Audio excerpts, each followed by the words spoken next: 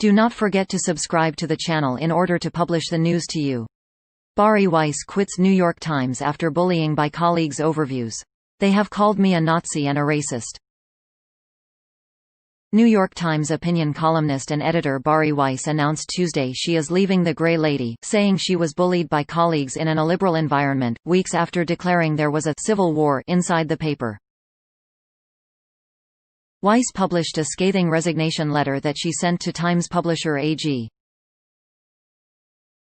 Sulzberger on her personal website, noting she doesn't understand how toxic behavior is allowed inside the newsroom and showing up for work as a centrist at an American newspaper should not require bravery.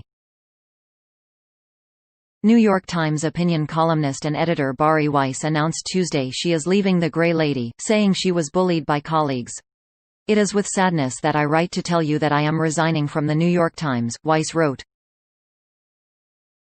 NY Times writers in open revolt after publication of Cotton op-ed claim black staff in danger. Weiss then explained that she joined the paper in 2017 to help offer a different perspective. As the Times' failure to anticipate the outcome of the 2016 election meant that it didn't have a firm grasp of the country it covers, and fixing that issue was critical. But the lessons that ought to have followed the election, lessons about the importance of understanding other Americans, the necessity of resisting tribalism, and the centrality of the free exchange of ideas to a democratic society, have not been learned. Weiss wrote. Instead, a new consensus has emerged in the press, but perhaps especially at this paper. That truth isn't a process of collective discovery, but an orthodoxy already known to an enlightened few whose job is to inform everyone else. Weiss then wrote that Twitter is not on the masthead of the New York Times, but social media acts as the ultimate editor.